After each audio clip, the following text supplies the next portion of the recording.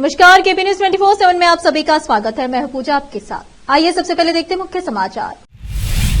केरडाबी गांव के पीकेपीएस के अध्यक्ष पद के लिए अमल पुंडलिक राव का किया गया चयन। कर्नाटक के मंगलुरु में पारिवारिक विवाद के बाद पति ने पत्नी को मारी गोली, फिर जहर खाकर दे दी जान।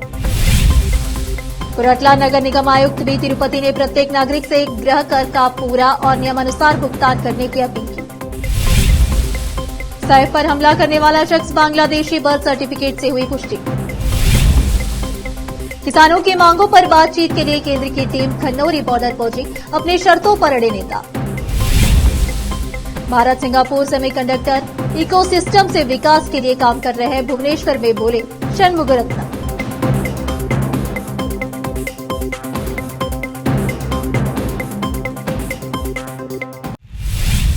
अब समाचार विस्तार से। बीदर जिले के औरा तालुके के केरडाबी गांव में पीकेपीएस प्राथमिक कृषि खास सहकारी समिति के अध्यक्ष और उपाध्यक्ष का चुनाव हुआ। इस अवसर पर पीकेपीएस अमूल पुंडलिक राव केरडाबी को पीकेपीएस का नया अध्यक्ष चुना गया तथा ललिता वामन राव भंडारा कमटा को उपाध्यक्ष चुना गया है। सभी की सहमति से अध्यक्ष व उपाध्यक्ष दोनों पदों का सर्वसम्मति से चयन किया गया है। इस अवसर पर पीकेपीएस के नवनिर्वाचित अध्यक्ष ने कहा कि आने वाले दिनों में सभी लोग मिलकर संस्था को अच्छे तरीके से चलाएंगे ताकि किसानों को किसी तरह की परेशानी न हो।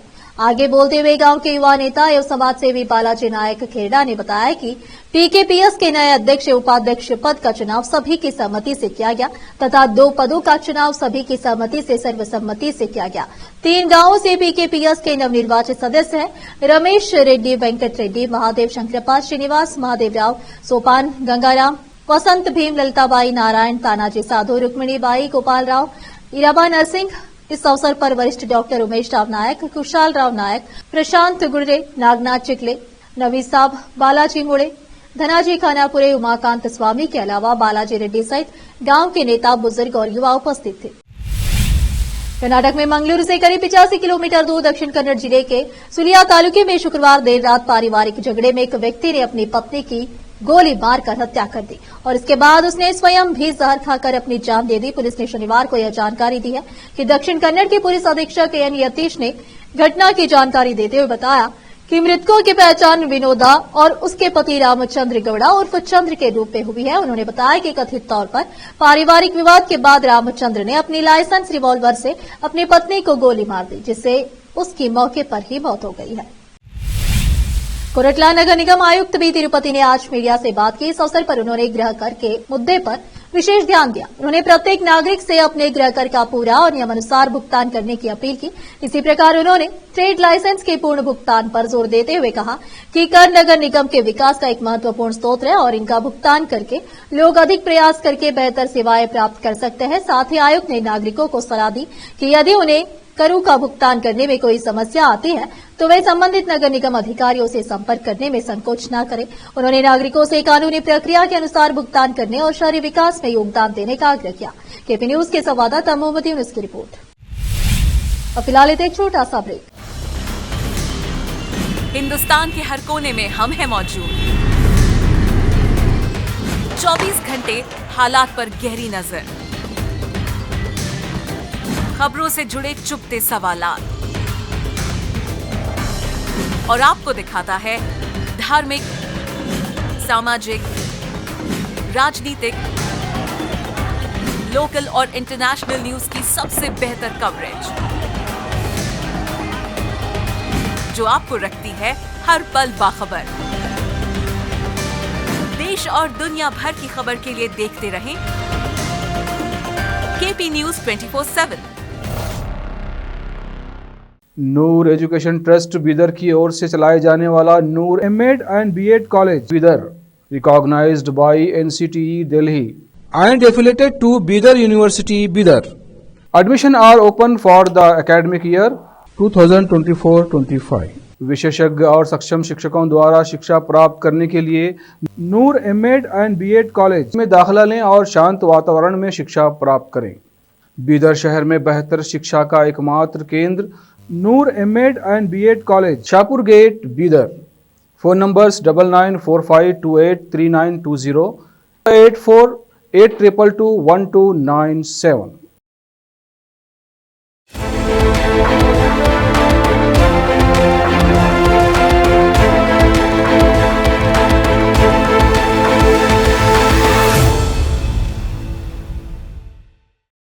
ब्रेक के बाद आप सभी का स्वागत है।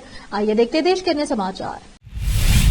कांग्रेस नेता अजय मकान ने कहा कि उनकी पार्टी को दिल्ली में आम आदमी पार्टी के साथ कोई गठबंधन नहीं करना चाहिए। हालांकि उन्होंने विकल्पों को खुला रखते हुए कहा कि यह उनके निजी विचार है। यह पूछे जाने पर कि क्या आगामी दिल्ली विधानसभा चुनाव के बाद जरूरत पड़ने पर कांग्रेस अरविंद केजरीवाल के नेतृत्व वाली पार्टी को समर्थन देगी, मकान ने कहा कि यह मेरा निजी विचार है कि आपके साथ कोई गठबंधन नहीं होना चाहिए। अखिल भारतीय कांग्रेस कमेटी एआईसीसी के कोषाध्यक्ष ने कहा कि मुझे लगता है कि 2013 में आपको कांग्रेस की ओर से कोई समर्थन नहीं मिलना चाहिए था और न ही 2024 के लोकसभा चुनाव के लिए कोई गठबंधन होना चाहिए था। हालांकि यह मेरा निजी विचार है। कोटला रोड पर कांग्रेस के नए मुख्यालय में पहली प्रेस कॉन्फ्रेंस को संबोधित करते हुए मकान ने कहा कि वह अपनी पिछली टिप्पणी पर कायम है कि केजरीवाल राष्ट्र विरोधी है और राजधानी में आपके मजबूत होने से केवल भाजपा को मदद मिलेगी। डॉक्टर सैफ अली खान पर हमला करने वाला आरोपी मोहम्मद शरीफुल इस्लाम शहजाद का बर्थ सर्टिफिकेट मुंबई पुलिस को मिला है, जिससे यह बात साबित हो गई है कि आरोपी बांग्लादेशी है। मुंबई पुलिस ने पहले ही आरोपी के बांग्लादेशी होने का शक जताया था। डीसीपी दीक्षित गोडाम ने आज एक प्रेस कॉन्फ्रेंस कर रहा था कि 16 जनवरी को सुबह 2 बजे अभिनेता सैफ अली खान पर उनके आवास पर हमला किया गया। एफआईआर दर्ज की गई और एक आरोपी को गिरफ्तार भी कर लिया गया है। उसका नाम मोहम्मद शरीफुल इस्लाम शहजाद है। उसकी उम्र 30 साल है। डीसीपी दीक्षित गोडाम ने कहा था कि आरोपी चोरी के इरादे से सैफ अली खान के घर में घुसा था। उसे अदालत में पेश किया जाएगा और हिरासत की मांग की जाएगी। प्रथम दृष्टया आरोपी बांग्लादेशी है और अवैध रूप से भारत में प्रवेश करने के बाद उसने अपना नाम बदल लिया। वह अपने वर्तमान नाम विजय दास का उपयोग कर रहा था। वह 5 से 6 महीने पहले मुंबई आया था। वह यहीं रुका था। कुछ दिनों तक मुंबई और फिर मुंबई के आसपास ही आरोपी एक हाउसकीपिंग एजेंसी में काम कर रहा था। मुंबई पुलिस ने आरोपी को पकड़ने के लिए 35 टीमें लगाई गई थी। आरोपी की तलाश के लिए मुंबई पुलिस ने घटना से 10 से 15 दिनों पहले ही सीसीटीवी फुटेज भी खंगाली थी। इस फुटेज की स्कैनिंग के दौरान अंधेरी के डीएन नगर इलाके की एक फुटेज मुंबई पुलिस के सामने आई थी, जिसमें एक बाइक सवार डीएन नगर इलाके में एक व्यक्ति को जॉब कर रहा था। जब इसकी बारीकी से जांच की गई तो पता चला कि बाइक से उतरने वाला व्यक्ति ही हमलावर था, जिसके बाद बाइक नंबर की डिटेल निकाली गई और पुलिस को एक के बाद एक सुराग मिलने लगे। पुलिस ने आरोपी को रविवार तड़के ठाणे से गिरफ्तार कर लिया। इस मामले में पुलिस अब तक 50 से ज्यादा लोगों से पूछताछ कर चुकी है। किसानों की मांगों पर चर्चा करने के लिए केंद्र सरकार की टीम खनौरी बॉर्डर पर पहुंची। इस दौरान भारतीय किसान यूनियन पीकेयू सिद्धपुर के नेता काका सिंह कोटड़ा और अभिमन्यु कुहाड़ की उपस्थिति में टीम ने किसान नेता जगजीत सिंह डल्लेवाल से मुलाकात की।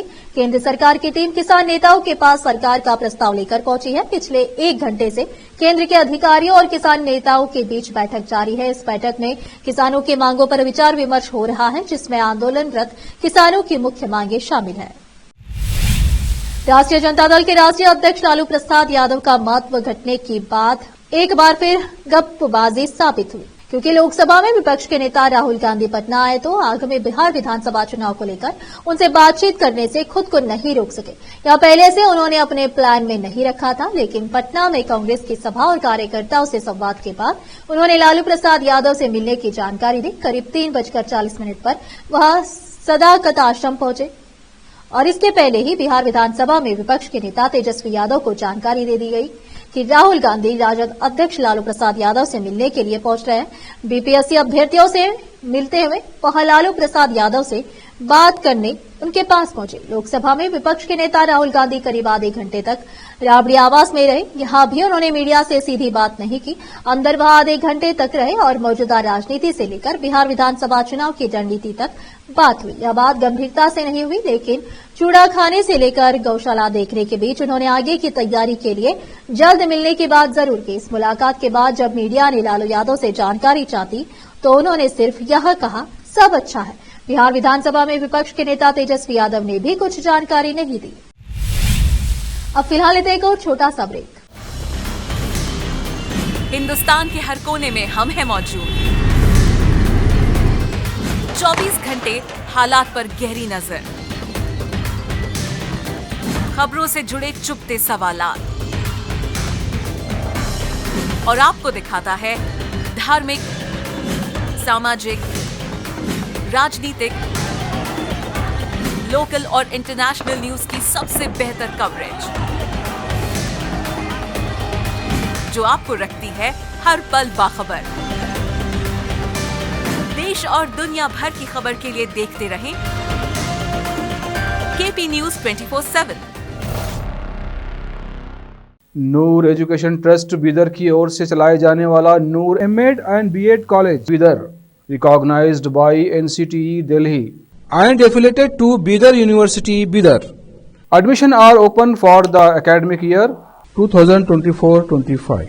विशेषज्ञ और सक्षम शिक्षकों द्वारा शिक्षा प्राप्त करने के लिए नूर एमएड एंड बीएड कॉलेज में दाखिला लें और शांत वातावरण में शिक्षा प्राप्त करें।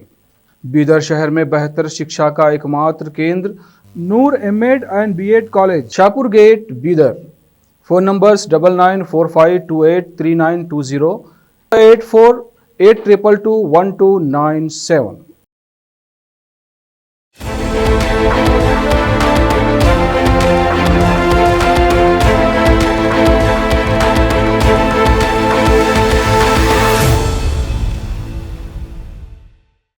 ब्रेक के बाद आप सभी का स्वागत है। आइए देखते हैं देश के अन्य समाचार। 20 जनवरी से शुरू हो रहे दावोस विश्व आर्थिक मंच में भारत कई कारणों से केंद्र बिंदु में रहेगा। इसके बारे में बात करते हुए केंद्रीय मंत्री अश्विनी वैष्णव ने रविवार को कहा कि प्रधानमंत्री नरेंद्र मोदी की आर्थिक नीतियों में वैश्विक स्तर पर काफी रुचि है, जो दावोस में विश्व आर्थिक मंच में चर्चा का केंद्र बिंदु होगी। बता दें कि सोमवार से शुरू हो रही वार्षिक विश्व आर्थिक मंच बैठक में भारतीय प्रतिनिधिमंडल का नेतृत्व कर रहे वैष्णव ने कहा कि अंतर्राष्ट्रीय समुदाय में भारत के विकास की कहानी विशेष रूप से डिजिटल ट्रांसफॉर्मेशन और नई डिजिटल आर्किटेक्ट को लेकर काफी रुचि है। उन्होंने कहा कि दावोस में विश्व आर्थिक मंच में हमारी विचार प्रक्रिया, प्रधानमंत्री की आर्थिक नीति, डिजिटल ट्रांसफॉर्मेशन, भारत ने डिजिटल इंडिया कार्यक्रम के तहत जिस तरह से नई डिजिटल आर्किटेक्चर बनाया है और जिस तरह से प्रौद्योगिकी का लोकतांत्रिकरण किया गया है। सिंगापुर के राष्ट्रपति थरमन शनमुगरत्नम ने कहा कि भारत विश्व अर्थव्यवस्था में एक प्रमुख ध्रुव के रूप में उभर रहा है। उन्होंने कहा कि उनका देश सेमीकंडक्टर इकोसिस्टम और हवाई संपर्क क्षेत्र में योगदान देने की कोशिश कर रहा है।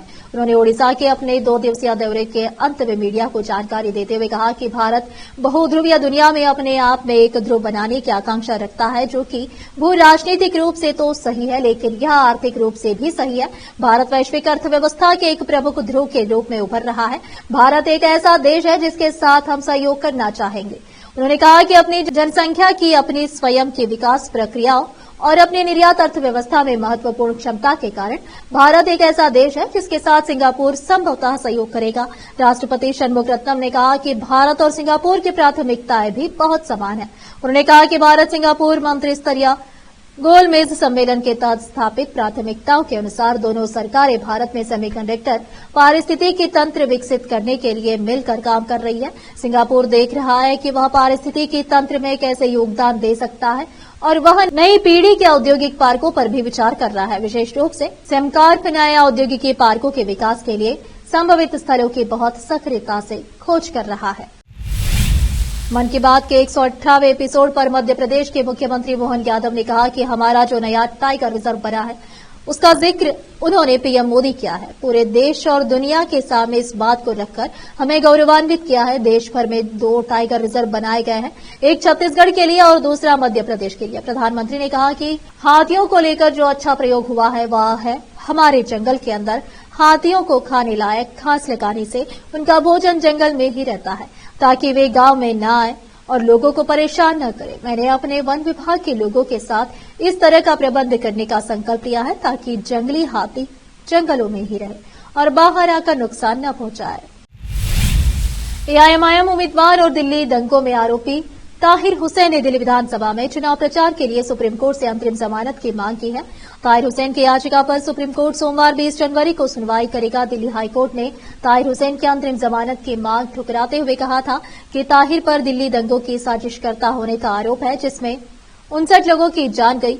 कोर्ट इस तथ्य को नजरअंदाज नहीं कर सकता। सिर्फ पूर्व पार्षद होने के चलते तो वो अंतरिम जमानत का हकदार नहीं हो जाता है। हाईकोर्ट में दिल्ली पुलिस ने ताहिर की अंतरिम जमानत अर्जी का विरोध करते हुए कहा था कि ताहिर हुसैन समाज के लिए खतरा है। दिल्ली पुलिस ने हाईकोर्ट में ये भी दलील दी थी कि चुनाव लड़ना मौलिक अधिकार नहीं है और ताहिर हुसैन के खिलाफ काफी गंभीर आरोप है।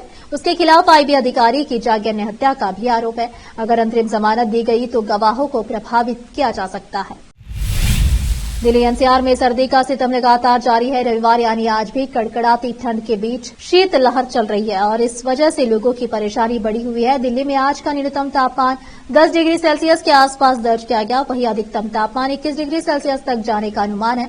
दिल्ली एनसीआर के कुछ हिस्सों में सुबह सुबह हल्का कोहरा छाया रहा, जिस वजह से दृश्यता थोड़ी कम हो गई। हालांकि अन्य हिस्सों में कोहरे की स्थिति नहीं देखी गई। मौसम विभाग ने आज दिल्ली में घना कोहरा होने का अनुमान जताया था, लेकिन ऐसा देखने को नहीं मिल रहा है।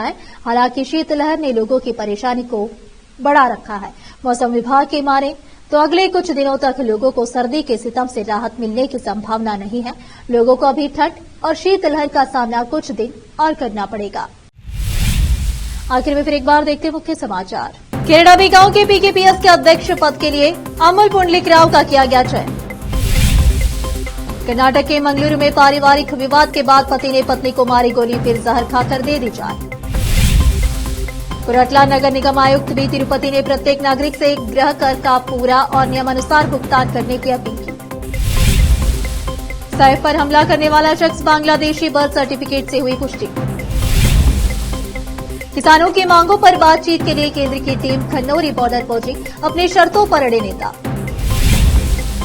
भारत सिंगापुर सेमीकंडक्टर इकोसिस्टम से विकास के लिए काम कर रहे हैं, भुवनेश्वर में बोले षणमुगरत्न।